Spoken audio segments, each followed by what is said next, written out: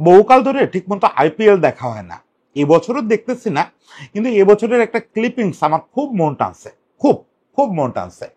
একটা ক্লিপে দেখতেছিলাম যে আমাদের রাহুল দ্রাবিড় উনি একটা ইলেকট্রিক চেয়ারে করে মাঠে ঢুকছেন। রাজস্থান রয়্যালসের কোচ একটু ছোট্ট ইনজুরিতে পড়ছিলেন, সেজন্য ইলেকট্রিক হুইল চেয়ারে করে ঢুকতে হচ্ছে। ওদিকে ওদিন হচ্ছে রাজস্থানের খেলা বেঙ্গালুরুর এগেনস্টে। বেঙ্গালুরুতে তো আপনারা জানেন যে বিরাট কোহলি সেই শুরু থেকেই আছে। হঠাৎ করে সে দেখছে যে হুইল চেয়ারে করে রাহুল দ্রাবিড় আসতেছে। সে জাস্ট টিমের সবাইরে ওইখানে দাঁড় করায়, টিম তখন হচ্ছে দুই দল হ্যান্ডশেক করবে এরকম একটা পরিস্থিতি। সে ওখান থেকে বুলেটের মতো দৌড়ায় আসে সে রাহুল দ্রাবিড়ের থামাইছে। রাহুল ভাই আজ যায় না, আজ যায় না, এরকম একটা ভঙ্গি, কথা শুনে বোঝা যাচ্ছে। তখন রাহুল দ্রাবিড় বলতেছে না আমি গিয়ে হাত মিলাবো। তো সে বলতেছে আমি সবাইরে ডাকতেছি, তারা এসে আপনার কাছে হাত মিলাবে, আপনি বলেন আপনার শরীর কেমন। ও সে সব মিলে আর কি করতেছে যে রাহুল ভাইরে কোনোভাবেই কষ্ট দেওয়া যাবে না। এটা শুধু বিরাট কোহলি বলে না, আমি দেখতেছি এবার আইপিএল জুড়েই একটা ব্যাপার, রাহুল ভাই, রাহুল স্যার, সবার হচ্ছে স্যারকে শান্তিতে থাকতে দিতে হবে। নানা রকম প্রতিদ্বন্দ্বিতা আইপিএল জুড়ে থাকে, কিন্তু আপনি এবার আইপিএল জুড়ে একটা জিনিস দেখবেন যে রাহুল স্যার যেন সেফ থাকে, রাহুল স্যার যেন সুস্থ থাকে, এটা নিয়ে সব দলের খেলোয়াড়দের মধ্যে একটা কনসার্ন আছে। খেলা চলা অবস্থায়, খেলা শেষে রাহুল স্যারের যেন কষ্ট না হয়, এটা কারণ ছোট্ট এই ইঞ্জুরিটা রাহুল স্যারকে একটু কমফোর্ট জোনে রাখা। এই জিনিসটা কিন্তু শুধু বিরাট কোহলি বা জয়সওয়াল এদের মধ্যে না, একদম কন্যাকুমারিকা থেকে কাশ্মীর, আপনি যে কোনো জায়গায় যাবেন, আমি মোটামুটি নিশ্চিত গিয়ে একটা বাচ্চা ক্রিকেটারকে ডাক দিয়ে বলবেন, কথা বলবেন, সে দেখবেন তার রাহুল স্যারের জন্য পাগল। আমার এখন যেটা ধারণা হচ্ছে, এবং ধারণাটা শক্ত হচ্ছে দিনকে দিন এই টুকটাক টুইটার ফলো করার ফলে, যে এই ব্যাপারটা শুধু ইন্ডিয়াতে আটকে নাই, সারা পৃথিবীতে আপনি জুনিয়র ক্রিকেটারদের সঙ্গে আলাপ করবেন, ইনক্লুডিং আমাদের দেশ, যে কোনো জায়গায় আলাপ করবেন যে তারা রাহুল স্যার চায়, তারা রাহুল স্যার চায়। সেটা শুধু ইন্ডিয়াতে না, রাহুল দ্রাবিড়ের এই হুইল চেয়ারের একটা পোস্ট টুইটারে কারা যেন দিচ্ছে, দেওয়ার পরে সেখানে পাকিস্তানের ক্রিকেটাররা বলতেছে যে we need a Rahul sir. এই যে সারা পৃথিবীর রাহুল স্যার হয়ে ওঠা, এই যে দ্য ম্যান দ্য মিথ হয়ে ওঠা, এটা কিভাবে হলো, কেন হলো? এটা তো ব্যাট দিয়ে হয় নাই, সেটা আপনারা নিশ্চিত করে বুঝতেছেন যে দ্য ওয়ার্ল্ড স্যারে পরিণত হয় নাই। এটা কিভাবে হচ্ছে সেটা নিয়ে আগেও একদিন কথা বলছি, যেদিন ইন্ডিয়া বিশ্বকাপ জিতলো, টি-20 বিশ্বকাপ, তারপর দিন কথা বলছি। আজকে আরেকটু অন্যভাবে কথাগুলো বলতে চাই, রাহুল দ্রাবিড়কে নিয়ে বলতে চাই। এই রাহুল দ্রাবিড় পুরো পৃথিবীর ক্রিকেট মানচিত্র বদলে দিতে বসা এক রাহুল দ্রাবিড়, তার কথা একটু বলতে চাই।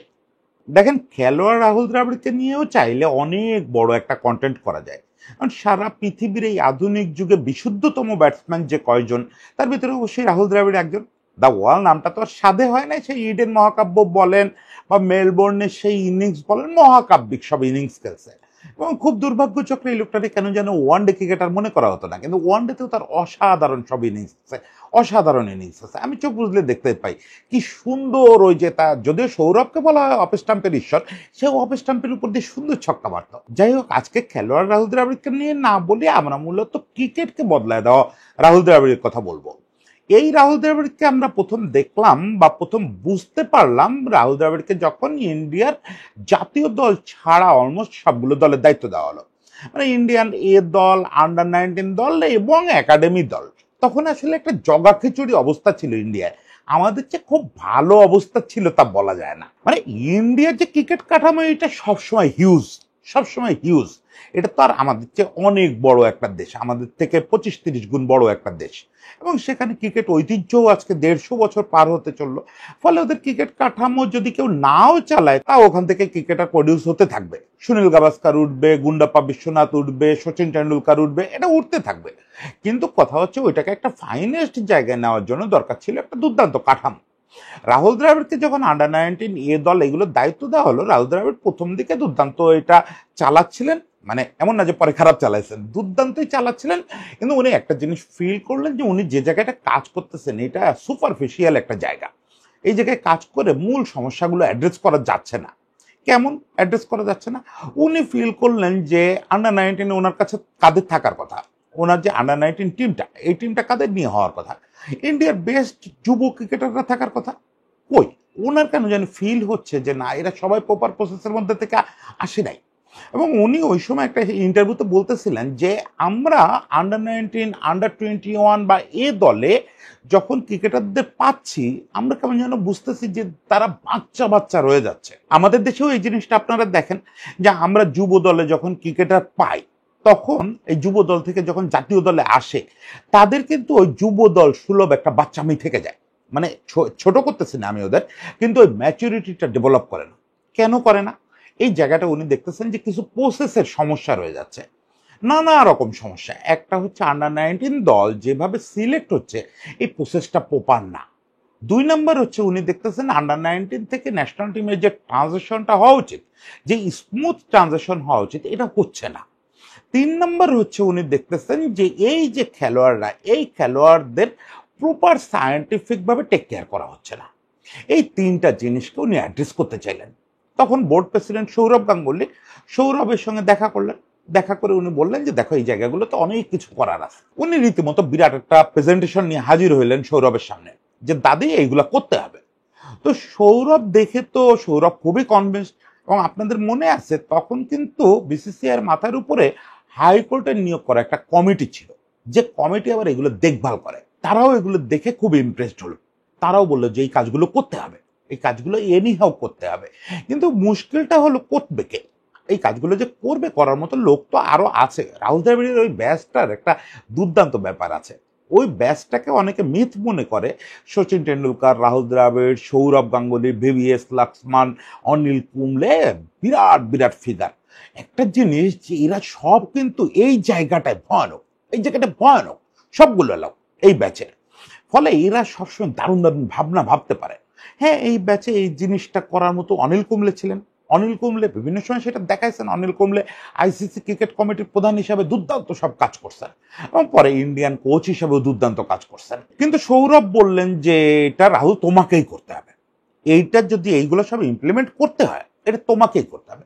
সেটা কিভাবে সম্ভব? তুমি তো নিশ্চয়ই আন্ডার 19 কোচ থেকে বা এ দলের কোচ থেকে এই কাজগুলো করতে পারবা না। এই কাজগুলো করতে তোমাকে আরেকটু বড় চেয়ারে বসতে হবে, সেটাকে তোমাকে এনসিএ চিফ হইতে হবে। এখন এনসিএ জিনিসটা ওদের এস্টাবলিশ হচ্ছে দীর্ঘকাল আগে, এবং এনসিএ কে ওরা ফাংশনিং করার জন্য ন্যাশনাল ক্রিকেট একাডেমি। এইটাই হচ্ছে রাহুল দ্রাবিড়ের মূল ম্যাজিকটা। এইবার আসতেছে সে ম্যাজিকটা কোথায় করলো, সেটা হচ্ছে এনসিএ তে। আমাদেরও একটা ক্রিকেট একাডেমি আছে।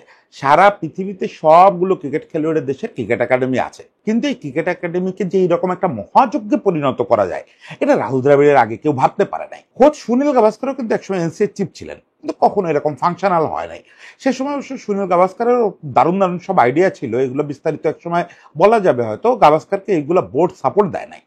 তো যাই হোক, রাহুল দ্রাবিড় ওখানে বসার পরে পুরো ব্যাপারটা একদম ঢেলে সাজালেন, অনেকগুলো জায়গা টাচ করলেন। এজ লেভেলের ক্ষেত্রে ইন্ডিয়াতে বা বিশ্বের বেশিরভাগ জায়গাতে একদম আন্ডার 13 থেকে এজ লেভেল গঠন শুরু হয়। কিন্তু এই যে এজ লেভেল গঠনের যে প্রক্রিয়া, এই প্রক্রিয়াটা পুরো সাবকন্টিনেন্টের মতো ইন্ডিয়াতেও বেশ অস্বচ্ছ ছিল। সেই জিনিসটাকে উনি একটা শেপের মধ্যে আনলেন, এইটাকে স্বচ্ছ করলেন। একদম আন্ডার 13 থেকে আন্ডার 19 যে এজ লেভেল টিমগুলো হবে প্রত্যেকটা সায়েন্টিফিক হবে, প্রত্যেকটা স্বচ্ছ হবে। কি রকম? আগে আপনারা জানেন রাহুল দ্রাবিড়ের আগের যুগে ইন্ডিয়াতে একটা ব্যাপার ছিল, প্রত্যেকটা জোন আসলে তার মতো করে এজ লেভেল টিম সিলেক্ট করে, এই জোনের এজ লেভেল টিম সিলেক্ট করে বিসিসিআইয়ের কাছে পাঠাতো। বিসিসিআই ওইগুলোর ভিতর দিয়ে একটা ট্রায়াল দিয়ে একটা ভালো এজ লেভেল টিম করতো।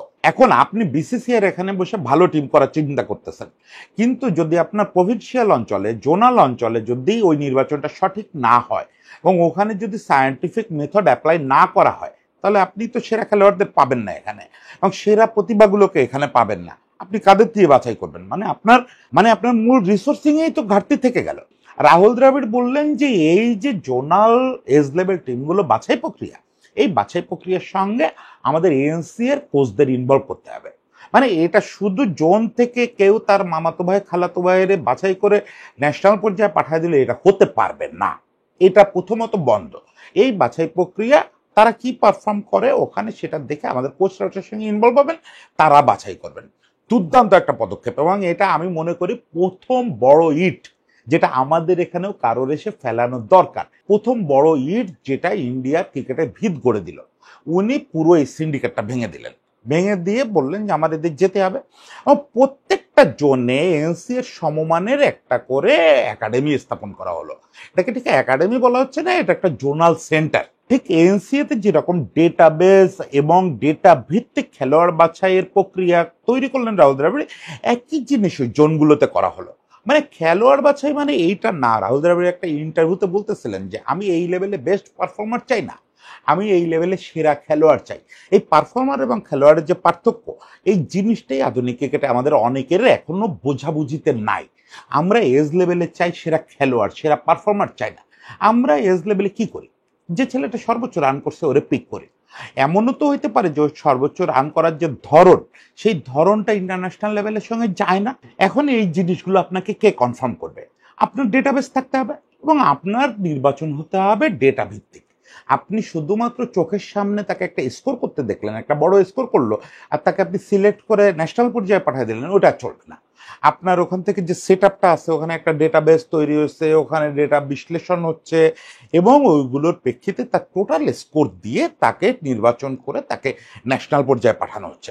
এবং ন্যাশনাল পর্যায়েও সরাসরি পাঠানো হচ্ছে না, এদেরকে আবার নানা ফেজে বিভক্ত করে জোনগুলোতে ক্যাম্প আয়োজন করা হচ্ছে। এবং রাহুল দ্রাবিড় নিজে দৌড়াচ্ছেন, প্রত্যেক জোনে যাচ্ছেন, গিয়ে প্রত্যেকটা এজ লেভেলের ক্যাম্পে একদিন 2 দিন সময় কাটাচ্ছেন। এই যে পুরো বাছাই প্রক্রিয়ায় স্বচ্ছতা এবং বাছাই প্রক্রিয়া সায়েন্সের ইন্ট্রোডাকশন, এটাতে যে ঘটনাটা ঘটলো সেটা হচ্ছে যে ইন্ডিয়ান এজ লেভেল কাঠামো রাতারাতি বদলে গেল।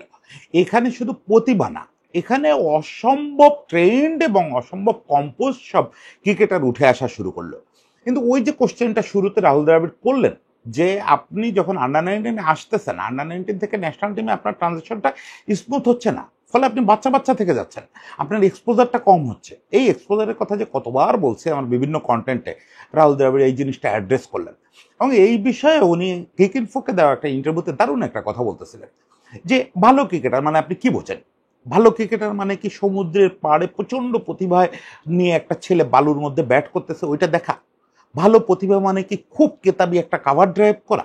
ভালো প্রতিভা মানে কি দুর্দান্ত একটা গ্লাস করে পরে বলে আউট হয়ে যাওয়া? ভালো প্রতিভার মানে কি? ভালো প্রতিভার আসলে ওইভাবে কোনো সংজ্ঞা নাই। যদি আপনি ভাবেন যে প্যাশন, ভালোবাসা এবং দুর্দান্ত দেখতে, এই ব্যাপারগুলো ক্রিকেটের শেষ কথা, তাহলে আমাকে আর কিছু করতে হবে না। অলরেডি ইন্ডিয়ায় কয়েক কোটি এই ধরনের বাচ্চা আছে, এখানে আমাদের আর নতুন কিছু করার নাই। কিন্তু রাহুল দ্রাবিড়ের পয়েন্ট হচ্ছে যে এই যে ভালোবাসা, প্যাশন, এটা দিয়ে ইন্টারন্যাশনাল ক্রিকেট দীর্ঘকাল ডমিনেট করা যাবে না। এটা আপনাকে হঠাৎ হঠাৎ কিছু সাফল্য এনে দেবে, কিন্তু আপনি যদি ধারাবাহিকভাবে সাফল্য পেতে চান তাহলে এদের ওয়েল প্রসেসড অবস্থায় ন্যাশনাল টিমে আসতে হবে, ওয়েল এক্সপোজড অবস্থায় আসতে হবে, একদম তৈরি হয়ে আসতে হবে। সেই প্রসেসটা কি? সেই প্রসেসটা হচ্ছে 2টা জিনিস রাহুল দ্রাবিড় এখানে ইন্ট্রোডিউস করলেন। এক হচ্ছে আপনার সার্বক্ষণিক একটা এ টিম থাকতে হবে, যে এ টিমটার পেছনে বাজেট থাকবে ন্যাশনাল টিমের মতো।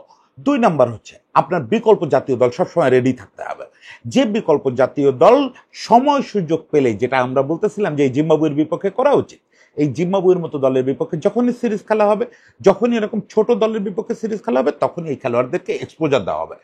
সিনিয়র খেলোয়াড় পারফর্ম করতেছে, তারপর তাকে রেস্ট দিতে হবে, সিরিজ বাই সিরিজ রেস্ট দিতে হবে, প্রচুর রোটেশন হইতে হবে। মানে আপনার পুল কখনোই 20 জনের হবে না, আপনার পুল হবে 40 জনের। ন্যাশনাল টিমের পুল হবে 40 জনের। এখন এই পুলে আপনি কাদের নেবেন? আন্ডার 19 ক্রিকেটারদের নেবেন? নেভার। আন্ডার 19 ক্রিকেটারদের সরাসরি ওখানে নেওয়া যাবে না, আপনি ওখানে নেবেন এ দলের ক্রিকেটারদের। এ দলের একটা ট্যুর অস্ট্রেলিয়া আসলো ইন্ডিয়াতে, সেই ট্যুরের জন্য রাহুল দ্রাবিড় বাজেট অ্যাপ্রুভ করতে বললেন। রাহুল দ্রাবিড় তখন এনসি এর চিফ, বাজেট অ্যাপ্রুভ করতে বললেন কার্যত অস্ট্রেলিয়ার জাতীয় দলের ট্যুর হলে যেরকম বাজেট হতো তার কাছাকাছি।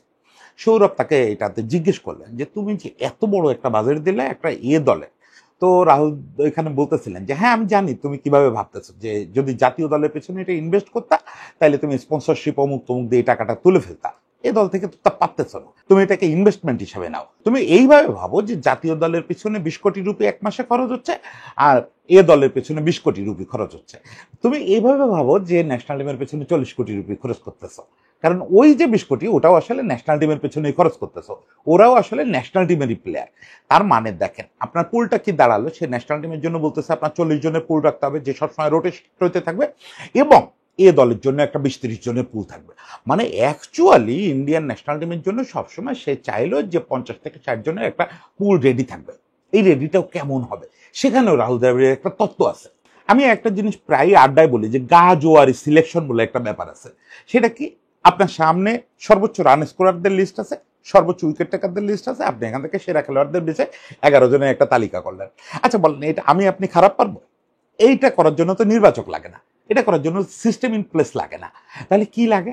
লাগে হচ্ছে আপনার কি দরকার, আপনার ন্যাশনাল টিমের দরকারটা বোঝা। আপনার ন্যাশনাল টিমের দরকার হচ্ছে ওপেনার, আপনার ন্যাশনাল টিমের দরকার হচ্ছে টেইল এন্ডার। এখন আপনি যদি শুধু ওপর থেকে বাইসে বাইসে সেরা রান স্কোরার 3 জনকে নেন, দেখা গেল 3 জনের মিডল অর্ডার ব্যাটসম্যান। একসময় ইন্ডিয়ার এই ক্রাইসিস হয়েছিল, ইন্ডিয়ার 15 জনের টিমে 6 জন মিডল অর্ডার ব্যাটসম্যান হয়ে গেছিল। রাহুল দ্রাবিড় এটা নিয়ে তীব্র করছে যে এটা কেমন কথা। আপনার 11 আপনি যদি সাজাতে না পারেন মন মতো, আপনি 15 জনের টিমে 6 জন মিডল অর্ডার ব্যাটসম্যান নিয়ে বসে আছেন। এখন কি করবে ভাই? আমার তো ব্যাকআপই আছে বেশি মিডল অর্ডার ব্যাটসম্যান, আইপিএল জুড়ে তো মিডল অর্ডাররাই রান করে। তুমি আর নাম্বার ইসের তালিকার 15 নম্বরে যান, 15 নম্বরে গিয়ে দেখেন ওপেনার কে আছে ভালো, ওটারে এনসিএতে পাঠান, একাডেমিতে ট্রেনিং করে লাইক টু লাইক করে রাখেন। এই যে like to like, like to like শব্দটা রাহুল দ্রাবিড় ইন্ট্রোডিউস করলেন নির্বাচনের ক্ষেত্রে, দল নির্বাচনের ক্ষেত্রে। কিরকম? আপনাকে স্ট্রেংথ এমন রাখতে হবে কমপক্ষে 5টা স্তরে আপনার 5 জন বিরাট কোহলি রেডি থাকবে। মানে আপনি সত্যি সত্যি বিরাট কোহলি তো আর রেডি রাখতে পারবেন না, ওইটা তো ঈশ্বর প্রদত্ত ব্যাপার। বিরাট কোহলি, সচিন টেন্ডুলকার, ওগুলো বানানো যায় না। কিন্তু বিরাট কোহলির খেলোয়াড়ি স্টাইলটা কি, মানে সে কোন দিকে বেশি রান করে, ব্যাটিং অর্ডারে কোন জায়গায় ব্যাট করে, ফিল্ডিংয়ে তার স্ট্রেংথটা কি, এই কম্পোজিশনটা যদি আপনি 5 জনের ভিতরে রাখতে পারেন, আপনি 100 কোটি দেশের মানুষ, সেখানে 5টা খেলোয়াড় পাবেন না যে 5 জনই ঠিক বিরাট কোহলির রোল প্লে করতে পারে। শুধু বিরাট কোহলি না, রাহুল দ্রাবিড়ের বক্তব্য যে 20 জন আমার মূল কি প্লেয়ার, এর প্রত্যেকের কমপক্ষে 5টা করে রিপ্লেসমেন্ট থাকতে হবে। যে কোনো মুহূর্তে ন্যাশনাল টিম যদি কল করে যে আমার বুমরা ইনজুরিতে, আমার রিপ্লেসমেন্ট লাগবে, আপনি বুমরার বদলে কোনোভাবেই একটা বাহাত স্পিনার পাঠায় দিয়েন না যে আমার হাতে এখন এই মুহূর্তে সেরা আছে বাহাত spinner. Forget about this theory. আপনি বুমরার বদলে বুমরা পাঠান, মানে আরেকটা বুমরা পাবেন না, ওই অ্যাকশনে বল করে একটা বোলার পাবেন না, কিন্তু বুমরার ইফেক্টিভিটি যেন তার ভেতরে থাকে, আর দীপ যেন আসে। এই যে স্ট্রেংথটা তৈরি, এই স্ট্রেংথ হচ্ছে রাহুল দ্রাবিড়ের এই থিওরির ফল, যে আপনাকে প্রচুর সিমিলার কাইন্ড অফ খেলোয়াড় একটা পাইপলাইন তৈরি করতে হবে। আন্দাজে পাইপলাইন তৈরি করবেন না। আমরা এখনো পর্যন্ত কি করতেছি? চোখ বুঝে পাইপলাইন তৈরি করতেছে, মানে যে রান করতেছে, যে উইকেট পাচ্ছে, তাকে দিয়েই আমরা পাইপলাইন সাজানোর চেষ্টা করতেছি। আমরা জিনিসটা ইম্প্রোভাইজ করার চেষ্টা করতেছি না। এই পাইপলাইনের জন্য রাহুল দ্রাবিড় আরো একটা কাজ করলেন। পাইপলাইন না বলে ইন্ডিয়ান মিডিয়া এটাকে বেঞ্চের স্ট্রেংথ বলতে চায়। যাও, বেঞ্চের স্ট্রেংথের কথা শুনলে আমার গত বিশ্বকাপের ব্রাজিলের কথা মনে পড়ে। তাদের বেঞ্চের স্ট্রেংথটা কি বেস্ট এবার ছিল, ওটা শুনলেই রাহুল দ্রাবিড় কৃতিত্বটা আমার কাছে একটু হাস্যকর মনে হয়। যাই হোক, অত ওই রকম ব্যাপার না, মজা করলাম। রাহুল দ্রাবিড় যেটা করলেন, বেসটাকে শক্তিশালী করার জন্য এনসি এর যে মেডিকেল সেট আপ এবং রিহ্যাব সেট আপ, এটাকে একদম ঢেলে সাজালেন। এইটা আগে ফাংশনাল ছিল না অত বেশি। মানে খেলোয়াড়দের ইনজুরি হলে খেলোয়াড়রা এনসিএতে যেত, ওখানে রিহ্যাবের সাপোর্ট পাইত, ডাক্তারদের সাপোর্ট পাইত, সবই ঠিক আছে। কিন্তু ব্যাপারটা এইরকম ছিল না যে খেলোয়াড়দের রেডি রাখা। এখনই যেটা হয়, ইন্ডিয়াতে একটা খেলোয়াড় যখন ইনজুরিতে পড়ে, ধরেন এই যে বুমরা ইনজুরিতে পড়লো, তার কিন্তু আসলে দ্বিতীয় কোনো জায়গায় যাওয়ার কথা ভাবার সুযোগই নেই। যখনই ম্যানেজমেন্ট ওটা এনসিএতে জানাবে যে বুমরা ইনজুর্ড, তখনই তার জন্য ওখানে প্রোগ্রাম শিডিউল সেট হতে থাকবে। কোন কোচ তাকে নিয়ে কাজ করবে, কে কোন ডাক্তার ওখানে কাজ করবে, তার ডাটা সব ওখানে ট্রান্সফার হয়ে যাবে। এই ডাটার ব্যাপারে একটা পয়েন্ট বলতে ভুলে গেছি। রাহুল দ্রাবিড় আরেকটা যেটা কাজ করছেন, আন্ডার 13 থেকে ন্যাশনাল টিম পর্যন্ত যতগুলো স্তরের কথা শুনলেন, সম্ভবত 20টা ভিন্ন ভিন্ন স্তর আছে। এর মধ্যে প্রাদেশিক স্তর স্তর মিলে মেলা ব্যাপার। প্রত্যেক স্তরে প্রত্যেক খেলোয়াড়ের ডাটা মেনটেন করা হয়, ডাটা প্রিজার্ভ করা হয়। ধরেন আজকে জয়সওয়ালের কোনো একটা ফুটওয়ার্কের সমস্যা হলো, তাকে ডাইরেক্ট পাঠিয়ে দেওয়া হবে এনসিএতে। শুধু ইনজুরি না, এরকম যে কোনো কেস, বায়োমেকানিক্যাল সমস্যা, তারপরে ফুটওয়ার্কের সমস্যা, টেকনিক্যাল সমস্যা, যে কোনো সমস্যা হইলে আপনার এনসিএর বিভিন্ন সেকশন আছে, ওই সেকশন এটা সামলাবে। তো ওই সেকশনে যাবে, যাওয়ার পরে যে সেকশনটা ব্যাপারটা দেখবে, সে সঙ্গে সঙ্গে ল্যাপটপে জাস্ট ক্লিক করবে, ওর সারা জীবনের রেকর্ড, প্রত্যেকটা ডেলিভারি যে ফেস করছে আনুষ্ঠানিক ক্রিকেটে, প্রত্যেকটা ডেলিভারির রেকর্ড, কোন দিকে খেলতো, কেমন খেলতো, কীরকম হারে স্কোর করতো, ওর বায়োমেকানিক হিস্ট্রি, ওর বডির হিস্ট্রি, ওর মেডিকেল হিস্ট্রি, সব ওখানে আছে। মানে আমাদের একটা ক্রিকেটার ইনজুর্ড হলে কি হয়, আপনি যখন অস্ট্রেলিয়াতে তারা ডেভিড ইয়াং এর কাছে পাঠান, ডেভিড ইয়াংকে ওই ক্রিকেটারের সঙ্গে 2 ঘন্টা কাটাইতে হয় এইটা শুনতে যে বাবা তোমার এর আগে কোনোদিন পা ভাঙছে, বাবা তুমি কোনোদিন এই ওরকম খেলতে গিয়ে এটা হয়েছিল, এই হিস্ট্রি শুনতে শুনতেই সময় চলে যায়। এবং হিস্ট্রিতে খেলোয়াড়রা বা রোগীরা সবসময় ভুলভাল করে। এটা কখনোই সে পারফেক্ট করতে পারবে না, মানুষের মাথা তো কত মনে রাখতে পারবে। কিন্তু ওরা এখন সিস্টেমটা করছে কোনো খেলোয়াড় মুখে কিছু বলবে না, কোনো খেলোয়াড় কোনো কোচকে, রিহ্যাব স্পেশালিস্ট, বায়োমেকানিক স্পেশালিস্টকে বা ডাক্তারকে মুখে কিছু বলার দরকার নেই। সে ডাক্তারের সামনে যে বসবে, ডাক্তার ল্যাপটপে এটা চাপ দিয়ে আইডি নাম্বারটা দিবে, পুরোটা চলে আসবে। এই যে ডাটাবেজের ইউজটা, এটাকে যখন রিহ্যাবে এবং ওই যে আপনার একটা খেলোয়াড়ের রিস্ট্রাকচারে ব্যবহার করা হলো, তখন কিন্তু সিস্টেমটা বদলে গেল। মানে আমাদের এখানে যখন একটা খেলোয়াড় পাইপলাইন থেকে বেরোয় যাচ্ছে, এই যে আজকে শরীফুলের কথা ধরেন, শরীফুল গত বছর পর্যন্ত বাংলাদেশের সেরা বোলার ছিল, সেরা পেসারদের একজন ছিল। এখন শরীফুল হঠাৎ করে নাই হয়ে গেল। এই যে নাই হয়ে গেল, এটা হচ্ছে বাংলাদেশের ক্লাসিক একটা রীতি, বা পৃথিবী জুড়ে এই রীতি বেশিরভাগ জায়গায় চলে। একটা খেলোয়াড় ইনজুরিতে পড়লে, একটা খেলোয়াড় ফর্ম হারায় ফেললে, তার ফেরার যে পাথওয়েটা, এই পাথওয়েটা পরিষ্কার থাকে না। এই জায়গাটা খুব ফোকাস করলেন, উনি বললেন আপনার বেঞ্চকে যদি শক্তিশালী করতে হয়, তাহলে এই যে ফেরার পাথওয়েটা, এটা খুব জলজলে থাকতে হবে। প্রত্যেকটা ক্রিকেটারকে এটা পরিষ্কার জানতে হবে যে আমি এখান থেকে ফর্ম হারানো মানে আমি সরে যাওয়ার না, আমি ফ্রেম থেকে আউট হয়ে যাওয়ার না, আমি জাস্ট আমাকে এনসিএতে যেতে হবে, আবার কাজ করতে হবে। কি কাজ করতে হবে সবাই জানে, সবার হাতে এই তথ্যগুলো আছে, সবাই ওই ব্যাপারে ওয়েল ইকুইপড। তাহলে সে আবার দ্রুত পাইপলাইনে চলে আসবে, সে তখন আবার বেঞ্চ স্ট্রেন্থে পরিণত হবে। ওই একটু আগে যে লোক ছিল মেইন খেলোয়াড়, ইঞ্জুরিতে পড়লো, এনসিএ করে আসলো, আবার বেঞ্চ স্ট্রেন্থ হয়ে গেল। চক্রটা আপনি বুঝতেছেন, একদিকে ইয়ে থেকে ঢুকতেছে, এজ লেভেল হয়ে এ দল হয়ে ঢুকতেছে, এ দলের জন্য বিপুল বাজেট করা হচ্ছে, ন্যাশনাল টিমের সমান বাজেট, ওখান থেকে দারুণ একটা সাপ্লাই পাচ্ছে। এবং যারা একবার ঢুকে পড়তেছে তারা যেন বেরোয় যেতে না পারে সহজে। ওই যে আমাদের ওইদিকে মাছ ধরার ফাঁদ পাততো না, যে আপনি ঢুকতে পারবেন সহজে, বেরোয় যেতে পারবেন না। এটা খুব ইমার্জেন্সি, যে ন্যাশনাল পুলে আপনি ঢুকছেন কিন্তু এখান থেকে আর সহজে বেরোতে পারবেন না, আপনি বেরোবেন মানে আপনি শেষ, আর ঢুকবেন না জীবনে। কিন্তু আজকে আপনি অনায়াসে বরুণ চক্রবর্তীর মতো খেলোয়াড় পাচ্ছেন, যে অভিষেকই হয়েছে 29 বছর বয়সে, আবার 34-35 বছর বয়সে এসে নিজেকে ফিরে পাচ্ছে। কেন পাচ্ছে? ওই যে স্ট্রাকচারটা রাহুল দ্রাবিড় করছে। দেখেন এই পুরো জায়গাটার মধ্যে একটা জিনিস খেয়াল করছেন, যে এনসিএতে আমরা বারবার কোচিং এবং ওই যে বিভিন্ন বিশেষজ্ঞ, এই বিশেষজ্ঞদের উপরে কথা বলতেছি। তার মানে এদেরও স্ট্যান্ডার্ড তো হাই করতে হবে। শুধু আপনি ক্রিকেটারদের নিয়ে ভাবলেন, উইকেট নিয়ে ভাবলেন, ও আচ্ছা রাহুল দ্রাবিড় কিন্তু উইকেট নিয়ে অনেক শর্ত দিচ্ছে প্রদেশগুলোরে, উইকেটের মান এরকম হইতে হবে, ওটা আমার এনসিআর কোচরা যেখানে যেমন বলবেন ওরকম হইতে হবে, উইকেট স্পোর্টিং হবে কোথায়, স্পিনিং হবে কোথায়, এগুলো পরিষ্কার হইতে হবে। রাহুল দ্রাবিড় এই ব্যাপারগুলো, মানে প্রত্যেকটা ছোট ছোট ব্যাপার, যে জিনিসটা তার মনে হয় যে এটা ন্যাশনাল লেভেল ক্রিকেটে এফেক্ট করতে পারে, ওই ব্যাপারে উনি হাত লাগাইছেন, নিজে ওইখানে গেছেন। উইকেট বানানো হচ্ছে সারা দিন হ্যাট পরে রোদ্দুরে এরকম দিয়ে দাঁড়ায় আছে। আমি ছবি দেখছি, অনেক ছবি, পারলে আমি এখানে আপনাদের দেখাচ্ছি। ওই উইকেটের পাশে দাঁড়ায় আছে, উইকেট দেখতেছে, সে নিজে উইকেট বানানোর ট্রেনিং নিচ্ছে নতুন করে, তার বুঝতে হবে পুরো ব্যাপারটা, তার বুঝতে হবে। কিন্তু আসল জায়গাটা বাদ থেকে গেল, যে যারা এই কাজগুলো করাবেন। রাহুল ঠিক আছে যতক্ষণ ছিলেন দৌড়াচ্ছেন, কিন্তু রাহুল দ্রাবিড় তো এমন সিস্টেম রেখে যেতে চান না। ওই যে 2024 বিশ্বকাপ জেতার পরে প্রেস কনফারেন্সে বলছিলেন, I don't believe in Legacy, আমি লিগাসিতে বিশ্বাস করি না। যে রাহুল দ্রাবিড় এই রেখে গেছে, বারবার রাহুল দ্রাবিড় নামটা তোমরা বলবা, ওই জিনিস আমি করতে দিব না। যদিও আমরাও ছাড়বো না, আমরাও বারবার রাহুল দ্রাবিড় বলে যাব। তাতেও আপনি যে দেশে করেন একটা সিস্টেম দাঁড় করাছেন, এই সিস্টেম নিয়ে যতদিন কথা হবে রাহুল দ্রাবিড় থাকবে। কিন্তু রাহুল দ্রাবিড় নিজে ওইটা চায় না, সে চায় সে একটা প্রপার মেশিন দাঁড় করাবে। এই মেশিনে রাহুল দ্রাবিড় থাকলো, অনিল কুম্বলে থাকলো, না লক্ষণ থাকলো, কিছু যায় আসে না। আপনি যদি ব্যক্তি নিরপেক্ষ মেশিন দাঁড় করাইতে চান, তাহলে তো আপনাকে ওই রকম সাপোর্ট স্টাফ তৈরি করতে হবে, ওইরকম দক্ষ কোচ তৈরি করতে হবে, ওইরকম দক্ষ স্পোর্টস সায়েন্টিস্ট লাগবে, ওইরকম দক্ষ বায়োমেকানিক্স বিশেষজ্ঞ লাগবে, ডাটা অ্যানালিস্ট বিশেষজ্ঞ লাগবে, নানা রকম লাগবে না? এদের কি হবে? এবার রাহুল দ্রাবিড় আরেক দিকে চোখ দিলেন।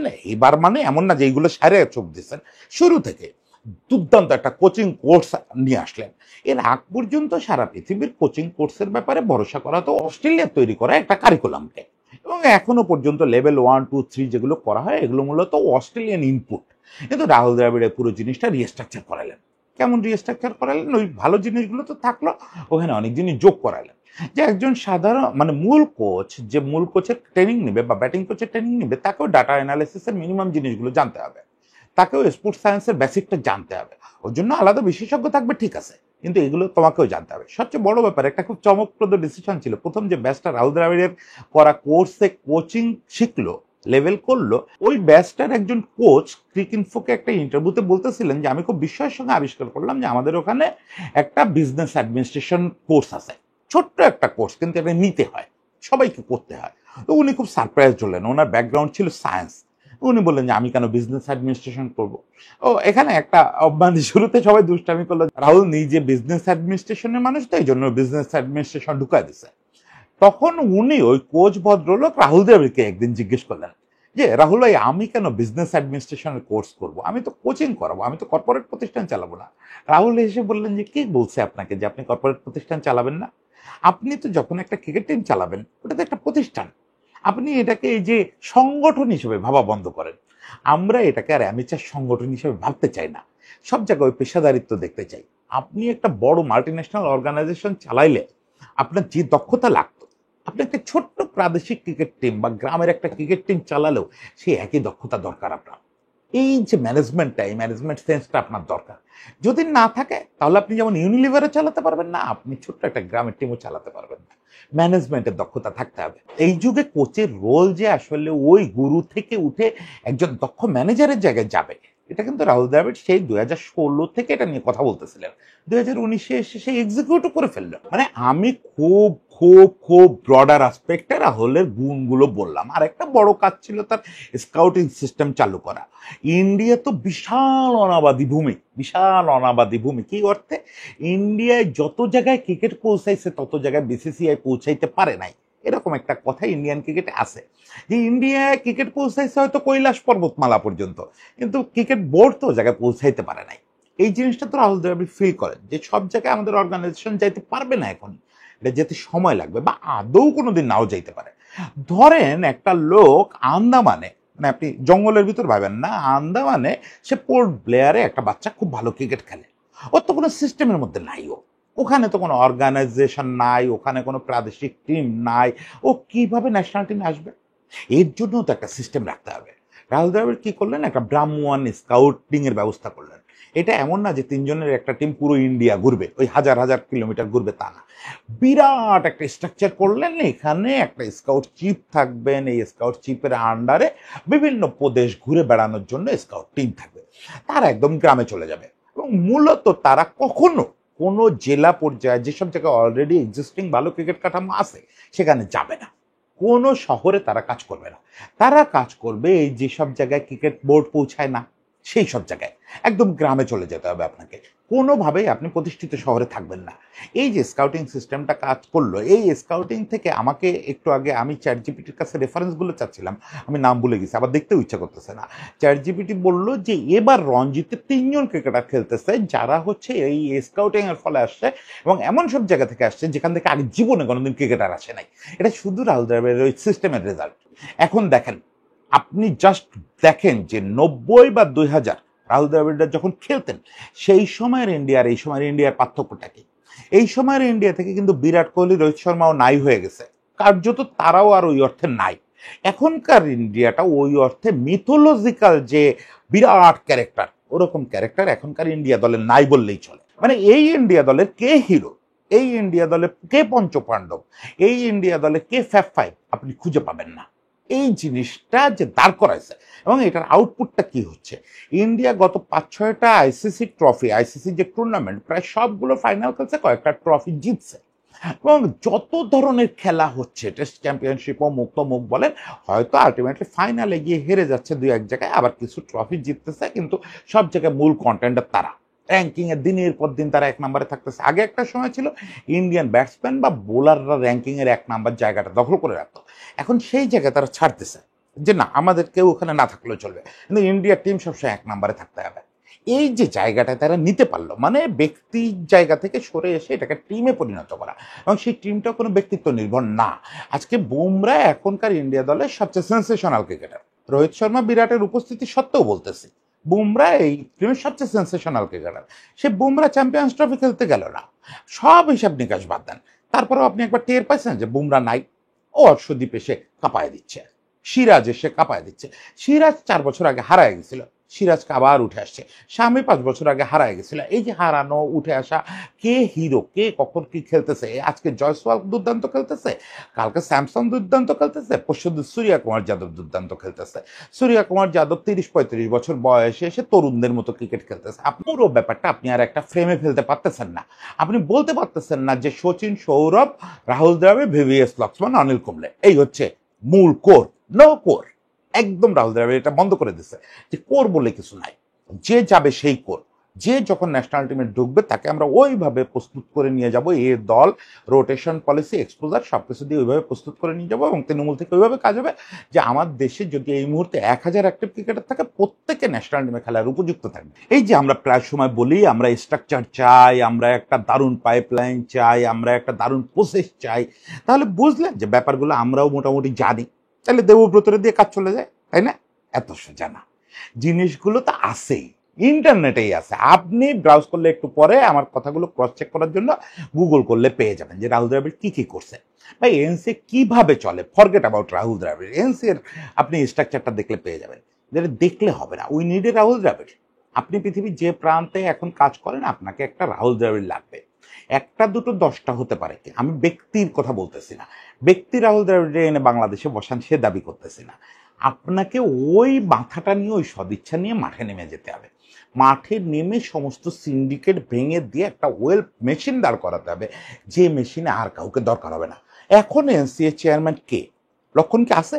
I am not sure. দেখেন, আমি বলতে বলতে আমি ভুলে গেছি যে এই মুহূর্তে এনসিএ চেয়ারম্যান কে। আর তো জানার দরকার নাই, যা মেশিন দাঁড় করানো রাহুল দ্রাবিড় করে দিয়ে আসছে। এখন এনসিএ চেয়ারম্যান হিসাবে চাইলে আপনি আমারও বসায় দিতে পারেন, ওটা সেম স্টাইলে রান করবে। হ্যাঁ, সবসময় তো এখানে প্রতিবাদের লোক লাগবে, সে নতুন নতুন ইম্প্রোভাইজেশন নিয়ে আসবে, নতুন নতুন থিওরি নিয়ে আসবে, কিন্তু বিষয়টা হচ্ছে এমনভাবে দাঁড় করাতে হবে যদি কেউ ইম্প্রোভাইজ নাও করে তাও যেন এটা ফাংশন করে। আমরা সেই রাহুল দ্রাবিড়ের অপেক্ষায় থাকলাম।